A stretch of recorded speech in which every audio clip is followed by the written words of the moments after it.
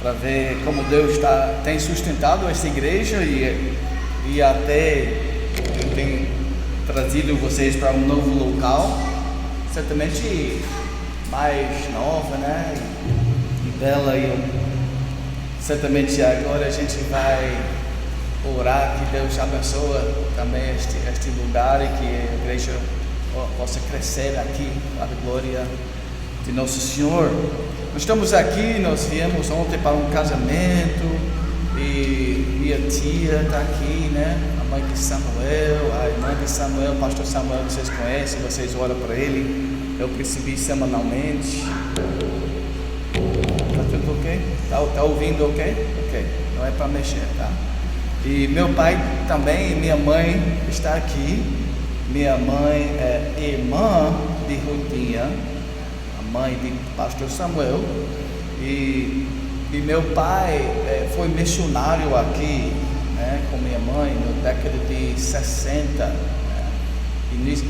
início da década de 70, e por isto eu sou brasileiro. A única razão é por causa disto. Eu nasci no Brasil e voltou para os Estados Unidos com 2, 3 anos de idade, e por isso a dificuldade toda em português, tá? Hoje à noite eu vou tentar traduzir para meu pai, tá? Eu podia pedir uma ajuda para me ajudar, né? No sermão hoje, alguém quer traduzir para mim? Seja muito bem-vindo. Mas meu pai então voltou para os Estados Unidos e tem pastoreado desde então. Eu acho que perto de 50 anos ele está pastoreando a Igreja de Cristo, ainda está pregando semanalmente, ajudando 2 igrejas nos Estados Unidos. Então eles estão aqui no Brasil e queria visitar o sul do país um pouco, então por isso eles estão aqui nesta manhã. Irmãos, eu queria estudar com vocês Salmo 19, um salmo muito famoso, né? Que talvez até nós temos decorado ao longo de nossa vida. Vamos meditar neste glorioso salmo.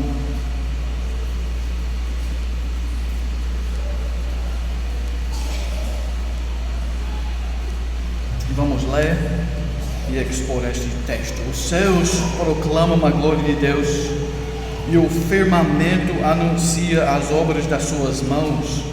Um dia discursa a outro dia, e uma noite revela conhecimento a outra noite. Não há linguagem, nem há palavras, e deles não se ouve nenhum som. No entanto, por toda a terra se faz ouvir a sua voz, e as suas palavras até aos confins do mundo.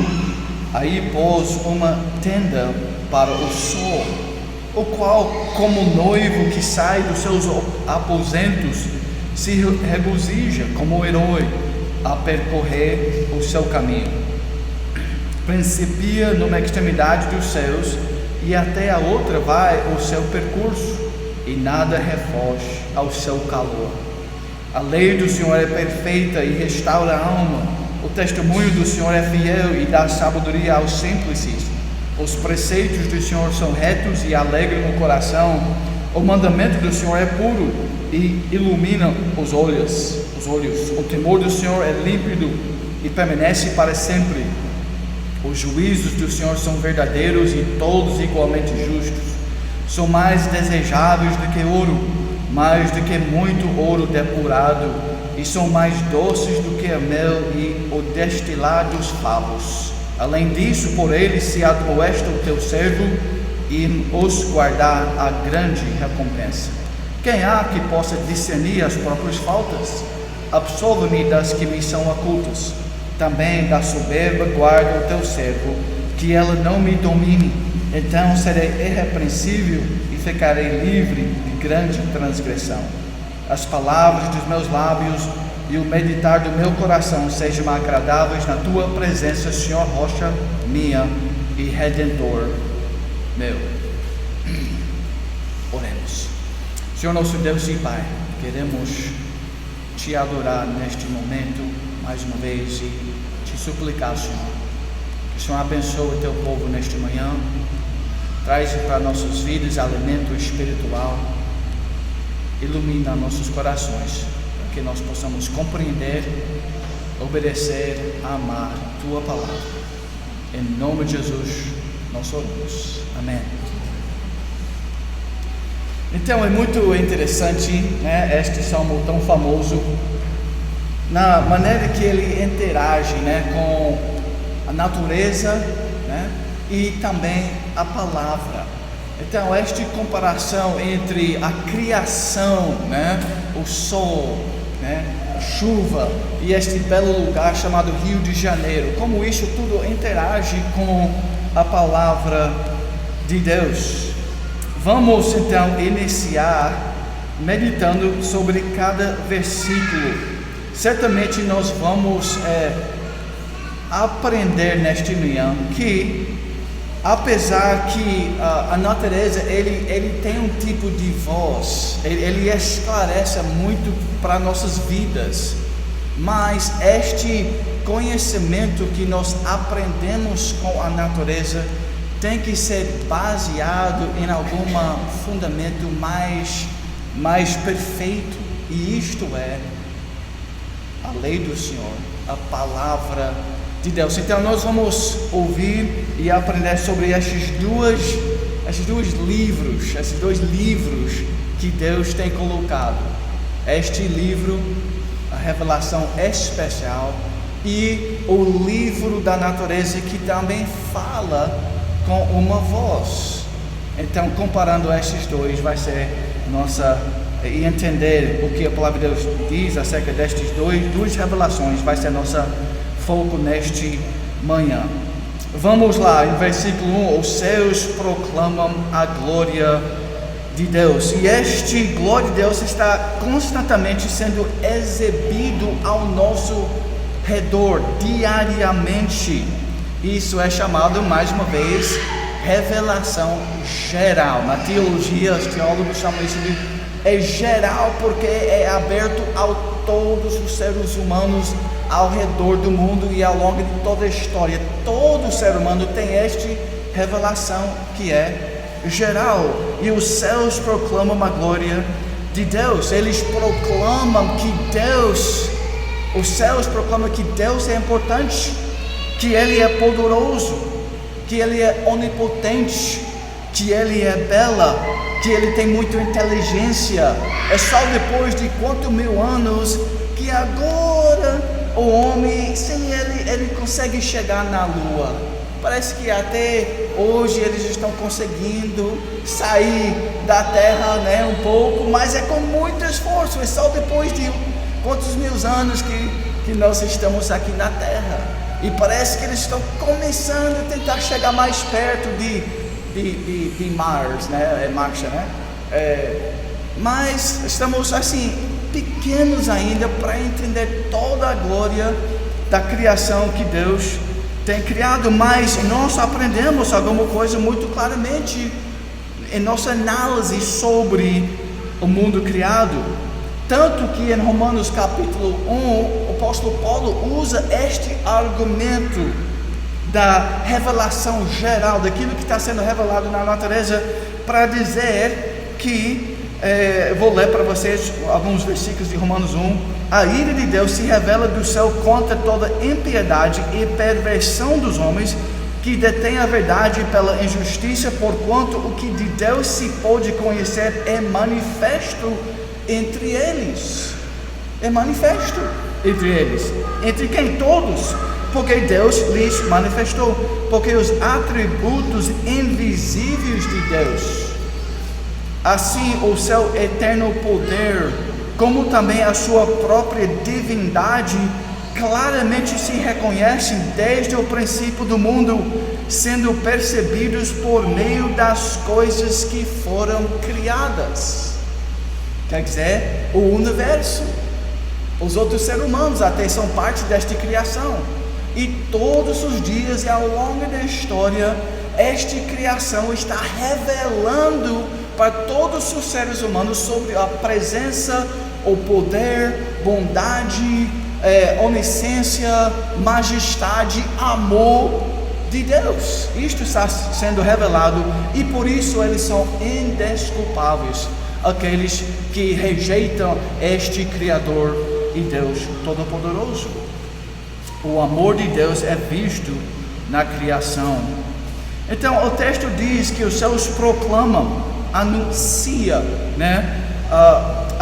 Então a grande expansão dos céus figurativamente retrata a glória imensurável do poder do Senhor.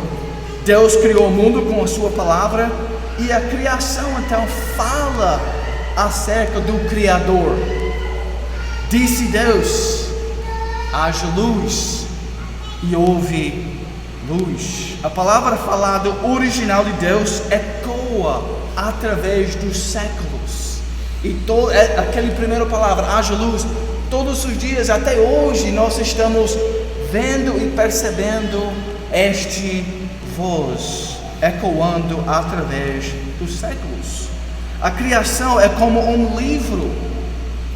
A criação é como um livro que podemos estudar ou ler e aprender sobre a glória do Criador. Os céus proclamam a glória de Deus, e o firmamento anuncia as obras das suas mãos. Interessante, né? Mais uma vez, refletindo sobre a obediência, por exemplo, do sol. Todos os dias, repetidamente, ao longo da história, ele nasce, ele vai, ele desce, em perfeita obediência ao Criador. E se ele falhava, né? Um momento, um dia, tudo iria estar atrapalhado, né?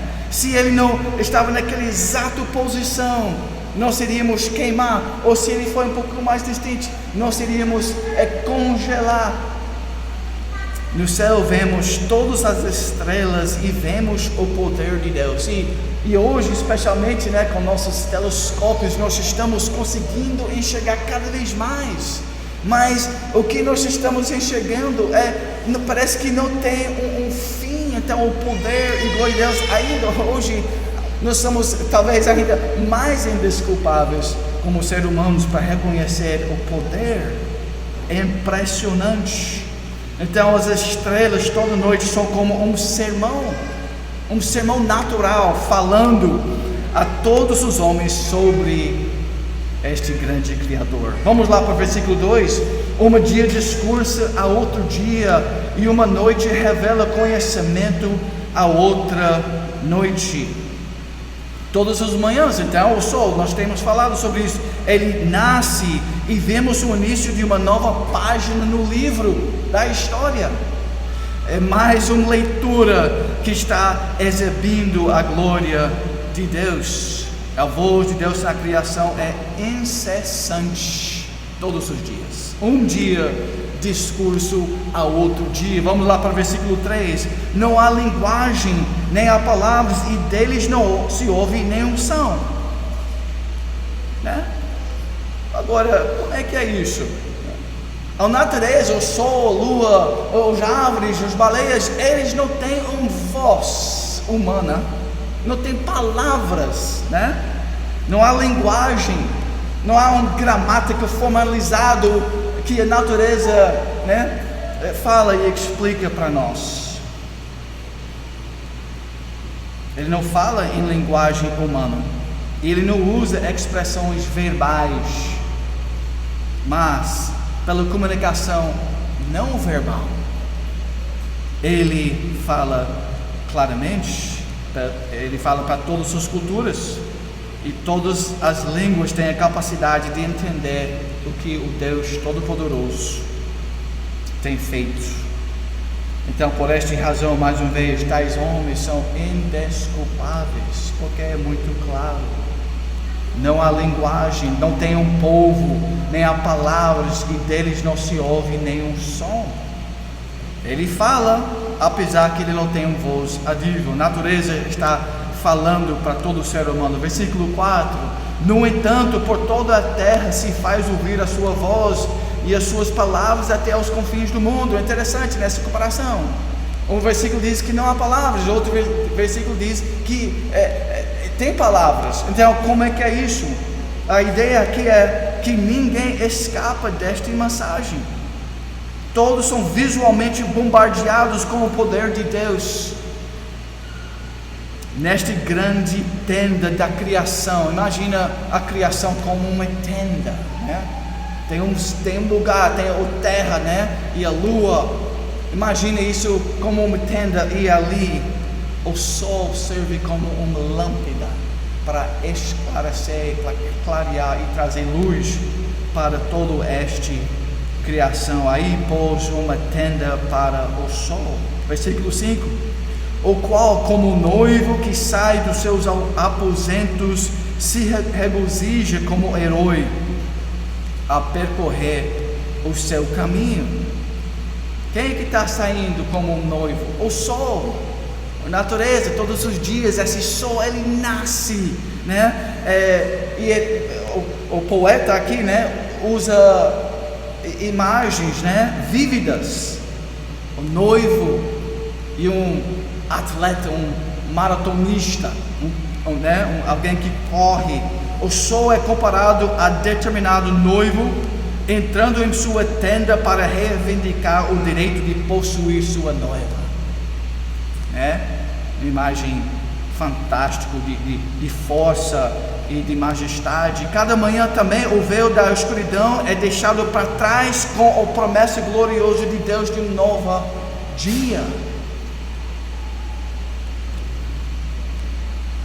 Versículo 6: principia numa extremidade dos céus e até outra vai o seu percurso, e nada refoge ao seu calor.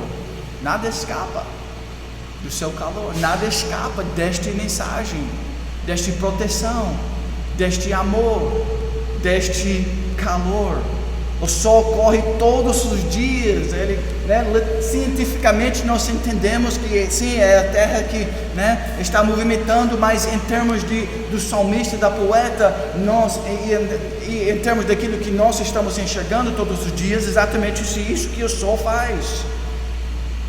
Nós não precisamos achar que a Bíblia está tentando dar um desígnio, um detalhe científico sobre como as coisas funcionam, mas o sol corre todos os dias de uma extremidade dos céus à outra como um homem forte, incansável. Ele não desiste. Então o Criador certamente determinou que o sol iria obedecer a voz dele todos os dias. E todas essas movimentações, né? Nossos relógios, o tempo é medido por esta regularidade. E nós aprendemos alguma coisa muito importante sobre o Criador. Ele é um Deus de ordem. Ele é um Deus, né, que sustenta a natureza, e todos então possam sentir o calor deste glória de Deus. Então, irmãos, nesses primeiros 6 versículos nós aprendemos sobre aquilo, mais uma vez, que na teologia é chamado revelação geral. O salmista está falando sobre a natureza, sobre a terra e a mensagem que o mundo entrega para o povo todos os dias. Então, o Catecismo Maior, por exemplo, do Westminster, eles falam acerca desta revelação geral com estas palavras: a própria luz da natureza no espírito do homem. Até a maneira que o homem é feito, com o cérebro, né, com os músculos, e isso também é parte da natureza que Deus criou. A própria luz da natureza no espírito do homem, bem como as obras de Deus, aquilo que nós acabamos de ler, claramente manifestam que existe um Deus.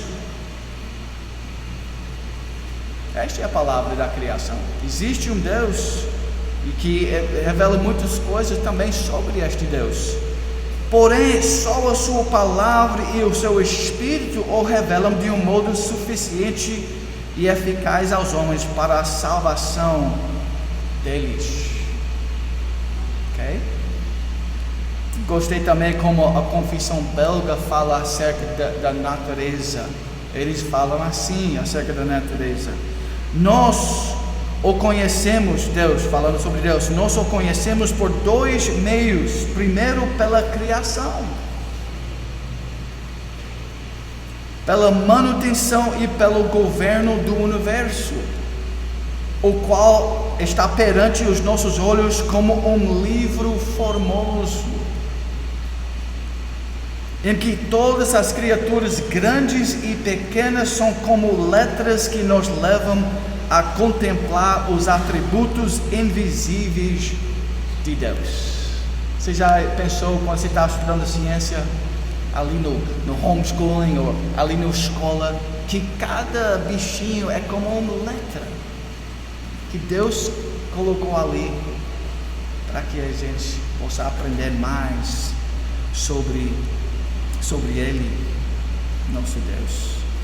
E por isso, mais uma vez, o apóstolo Paulo ele usa essa argumentação, né? Eles devem reconhecer e adorar este Deus, porque os atributos invisíveis até de Deus, o seu eterno poder, por exemplo, isso é um atributo invisível, mas é clareado, é manifestado na expansão deste universo. O poder de Deus é revelado, e por isso eles são indesculpáveis para não reconhecer e adorar este Deus. E na verdade o que o homem tem feito, né, em Romanos capítulo 1, porquanto tendo conhecimento de Deus, não o glorificaram como Deus, nem lhe deram graças por tudo isso. Imagina, o sol nasce todos os dias para proteger, para esquentar, para dar vida para toda a natureza, todas as árvores, todas as plantas que a gente come todo dia. Isso tudo é sustentado pelo sol e pela natureza que Deus criou, mas eles não são gratos a Deus por isso. E na verdade, o que eles fazem? Antes se tornaram nulos em seus próprios raciocínios. Nulos, obscurecendo-se-lhes o coração insensato, encolcando-se por sábios, tornaram-se loucos e mudaram a glória de Deus incorruptível em semelhança de imagem de homem corruptível, bem como de aves, quadrúpedes e répteis.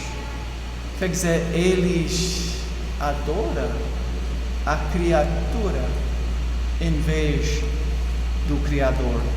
Então, o problema do ser humano é um problema religioso. O problema é um problema de adoração desfocada. Eles acabam adorando a criatura, outros seres humanos, prazeres, algum aspecto deste criação, em vez de adorar o Criador. E por isto eles têm uma corrupção na interpretação desta criação. Nós vamos ver isso nos seguintes versículos. Então, nós temos visto nesses primeiros versículos que a revelação natural, quer dizer, a criação de Deus, tem muitos benefícios. De acordo com o Salmo 19, o papel da revelação geral é para alertar todos os homens para a suprema glória de Deus. Então, ciências naturais, por exemplo, e pesquisas sobre medicina, médica e etc., todos esses tipos de ciências, eles devem revelar a glória de Deus. Mas tem um problema grande que nós reconhecemos muito bem em nossa teologia. Nesta análise toda que está sendo feita sobre a criação, tem uma limitação. E qual é isto? A queda em pecado.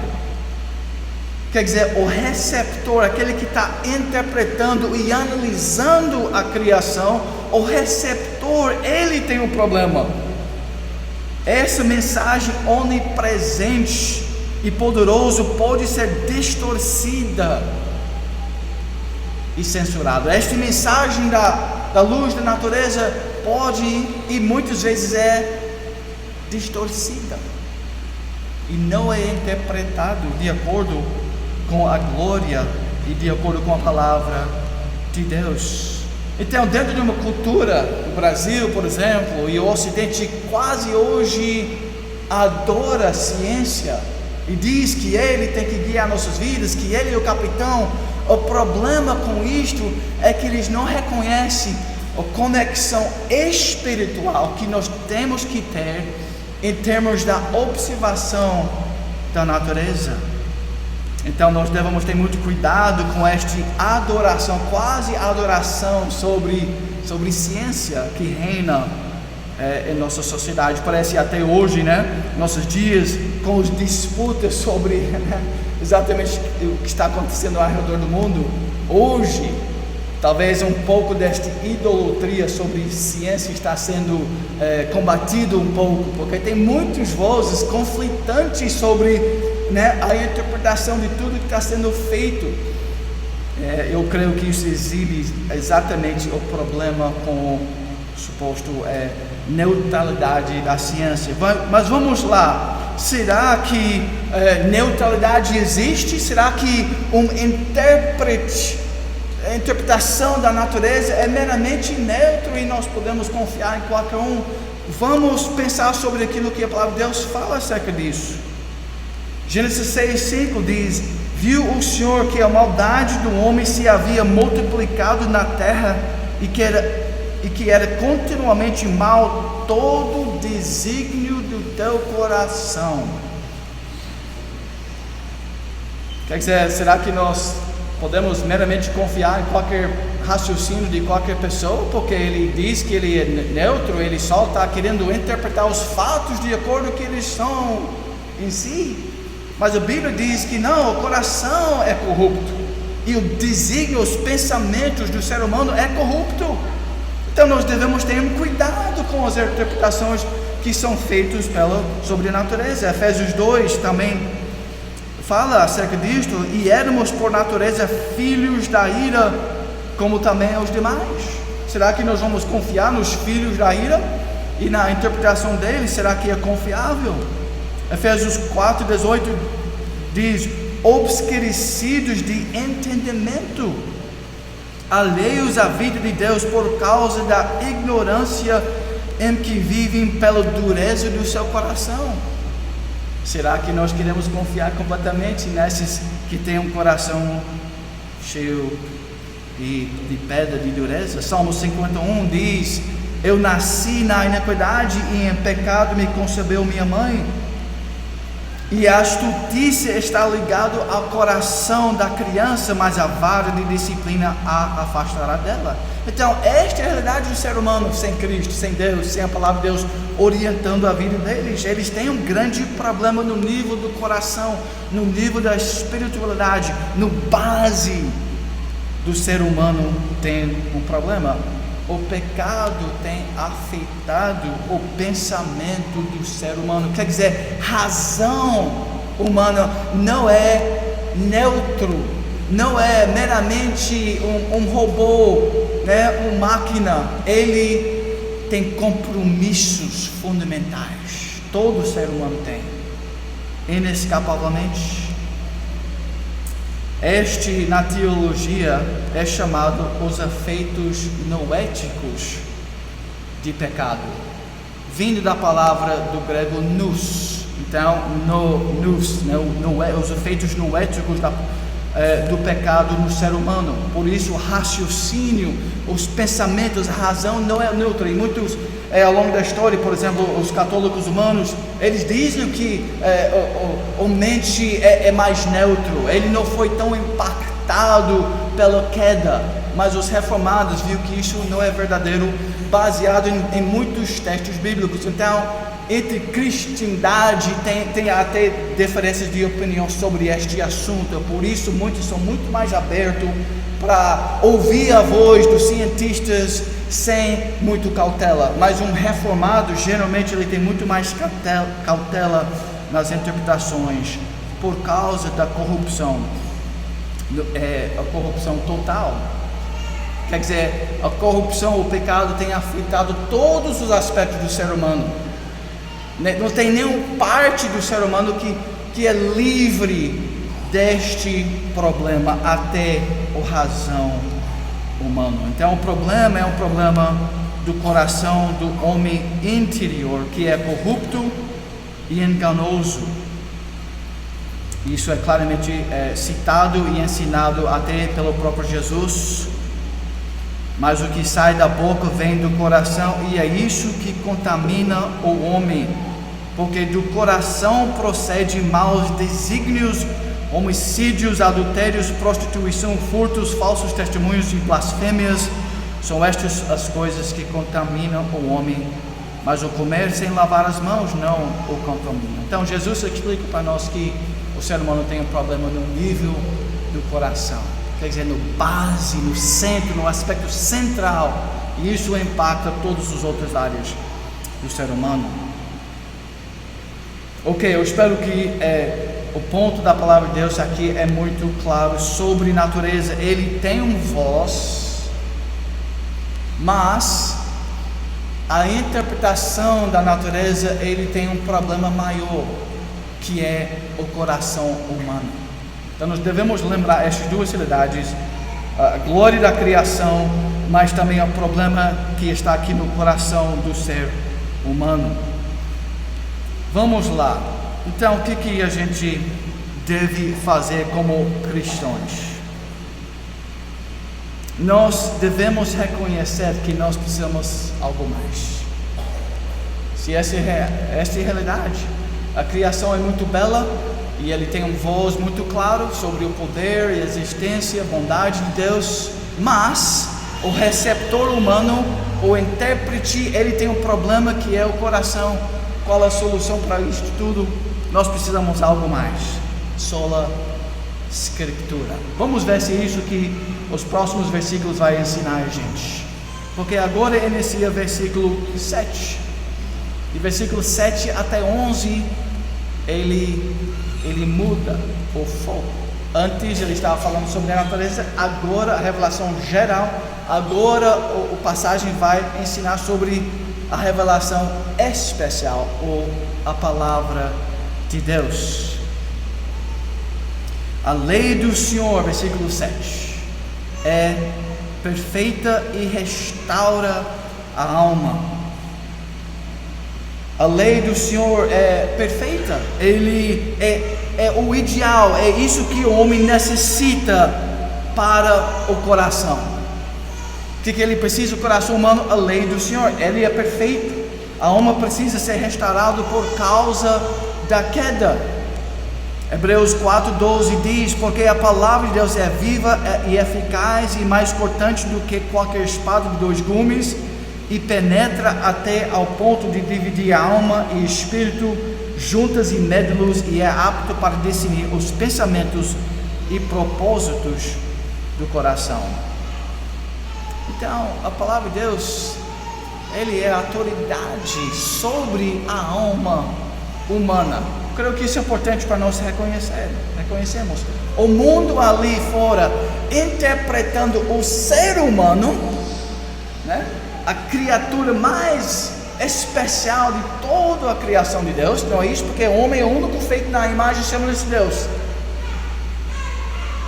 Então, quando nós estamos interpretando o ser humano, onde existe um coração e uma alma, esta é a criação mais elevada de Deus.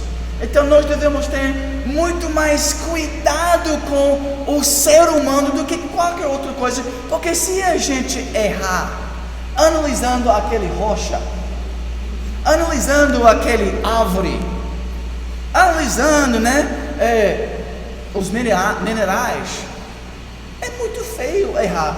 Se nós erramos nos cálculos do prédio, um arquiteto, um engenheiro, talvez vai ser um perigo para nós. Mas se erramos naquelas interpretações, não é igual errar na interpretação do ser humano, porque o ser humano é diferente. Ele é o único feito na imagem e semelhança de Deus.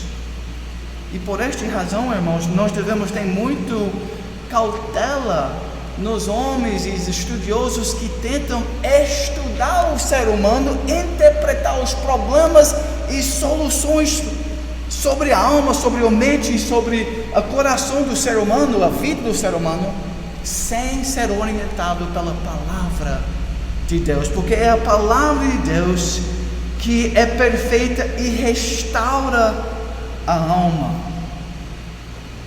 A palavra de Deus traz refrigério, para a alma, faz sábio o simples, alegra o coração, ilumina os olhos, dura para sempre e é totalmente fiel. É isso que nós vamos aprender nesses versículos.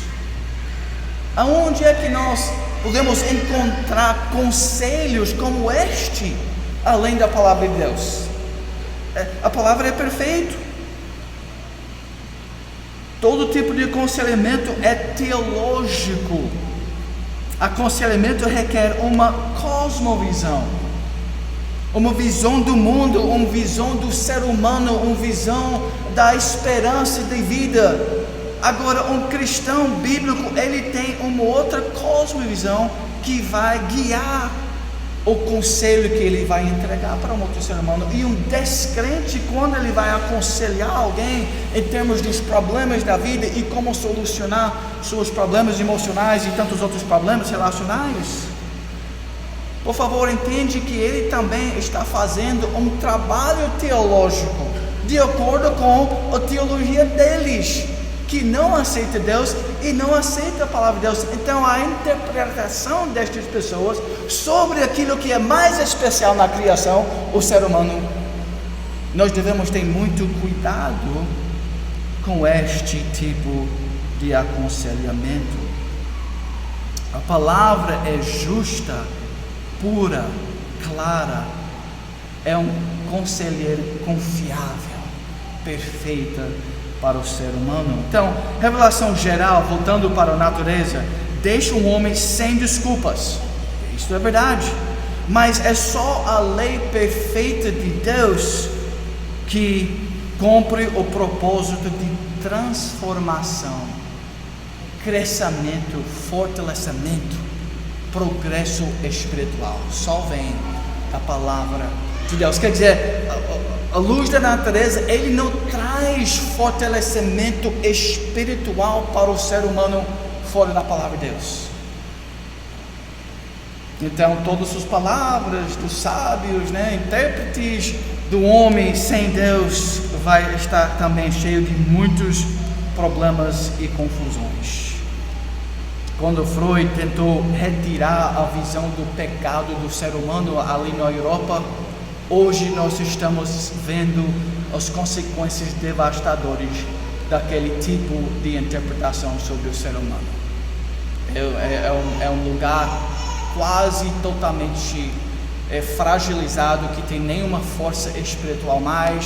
Outras religiões estão dominando aquelas culturas. O cristianismo está quase apagado. E isso porque nós temos deixado que os homens infiéis, nós temos deixado eles interpretar e tem livre acesso em nossas mentes e almas e aceitação destas interpretações sobre o ser humano em vez da palavra de Deus. A palavra é rei no domínio da alma. A palavra é a autoridade sobre a alma humana. Apenas a palavra de Deus pode efetivamente instruir os crentes a respeito de como glorificar o seu Criador, que é nosso grande propósito. E é só a palavra de Deus que demonstra, explica claramente como nós devemos fazer isso. Então, só tentando trazer isso a uma conclusão, vamos finalizar.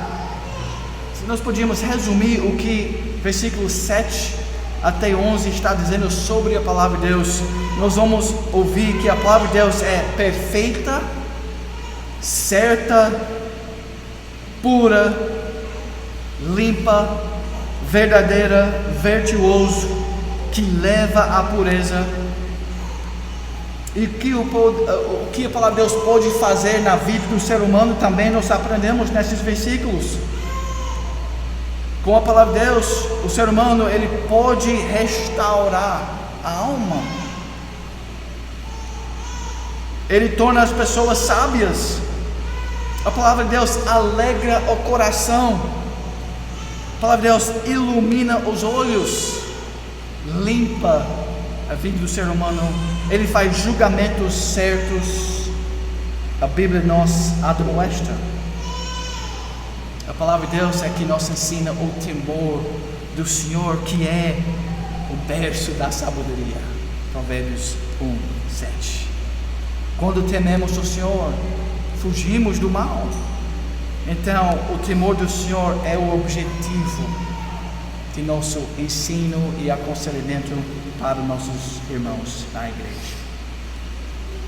Então, é claro, a Bíblia é autoritária, clara, necessária e suficiente para nos guiar nesta área da alma, da vida do ser humano. Ele traz salvação para o ser humano. O catecismo fala acerca disto. Como a palavra se torna eficaz para a salvação? Resposta: o Espírito de Deus torna a leitura e especialmente a pregação da palavra um meio eficaz para iluminar, convencer e humilhar os pecadores. Então imagina tentando fazer aconselhamento ou pregação ou ensino sem a base, sendo a palavra de Deus, porque Ele é eficaz para iluminar, e sem Ele não tem eficacidade em termos de iluminação. Para lhes tirar toda confiança em si mesmos. O homem tem muita confiança em si mesmo. Até o que o mundo está instruindo a gente é para ter mais autoafirmação, é para ter mais autoestima, é para ter uma elevação mais alta sobre nós e nossos poderes, e nossa beleza e nossas forças. Mas a palavra de Deus vai apontar a gente para uma outra direção, para Deus, para humildade.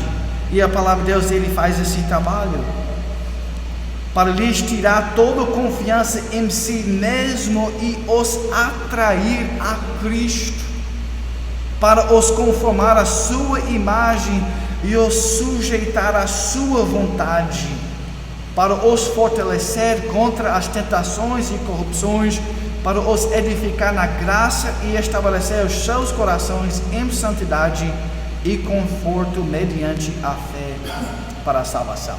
Este é o que a palavra de Deus faz. Esta é a regra que Deus tem colocado para nossas vidas, a única regra de fé e prática. Então, finalizando o texto aqui no versículos 12 e 15, a oração do salmista em luz disto é: quem há que possa discernir as próprias faltas? Absolva-me das que me são ocultas. Quem é que possa discernir as próprias faltas? Ninguém. Nenhum outro ser humano pode fazer isso. Então, absolve-me das que me são ocultas.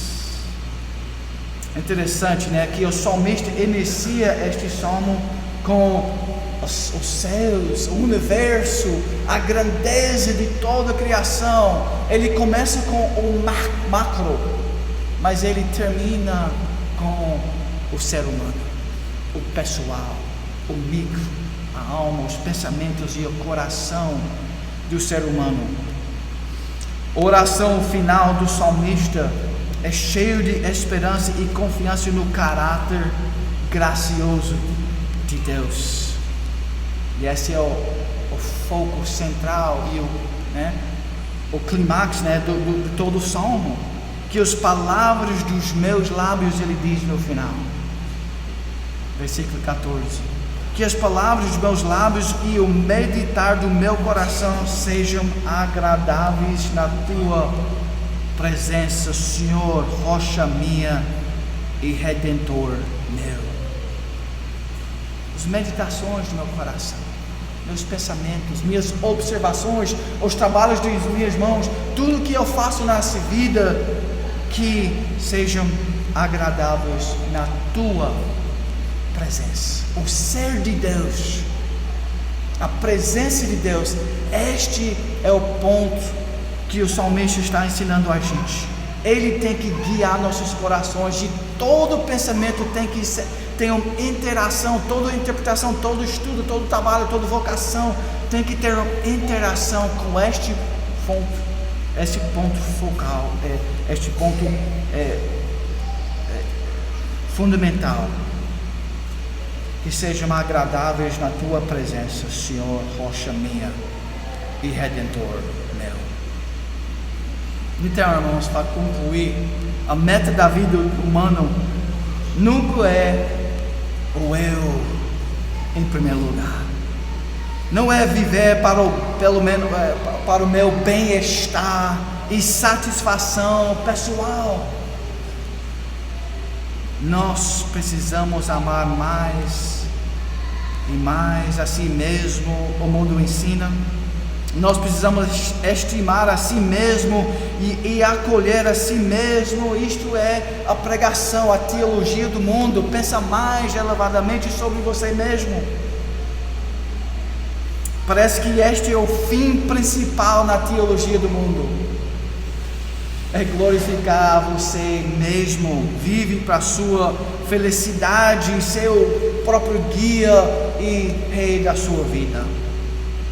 Mas a revelação geral jamais produzirá verdade absoluta, de autoridade universal, na qual uma pessoa possa basear confiantemente o bem-estar da sua alma. A natureza não é suficiente para guiar a alma do ser humano. A natureza geral não é qualificado para mudar e santificar a vida do ser humano, mas a Bíblia, a lei do Senhor, é. Então só tem uma promessa melhor do que a revelação geral, e isto é revelação especial, e é este. Então ouvi grande voz vinda do trono, dizendo: eis o tabernáculo de Deus com os homens. Deus habitará com eles, eles serão povos de Deus, e Deus mesmo estará com eles. Amém.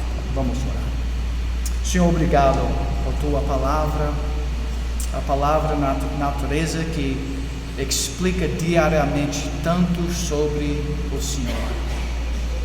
Por causa do pecado, por causa da rebelião, por causa de Satanás e corações corruptos, o homem, a parte da tua palavra, a parte do teu Espírito, a parte da tua salvação, não consegue interpretar e achar o caminho certo.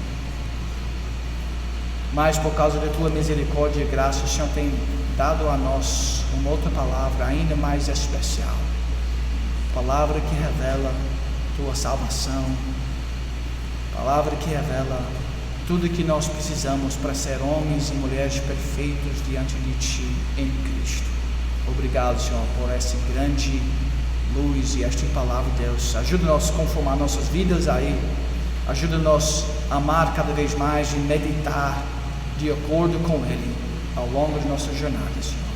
Abençoa nossas tentativas e ilumina, Senhor, continuamente nossas vidas, nossas famílias, casamentos e igreja e a cidade, para o louvor do teu santo nome é que nós pedimos.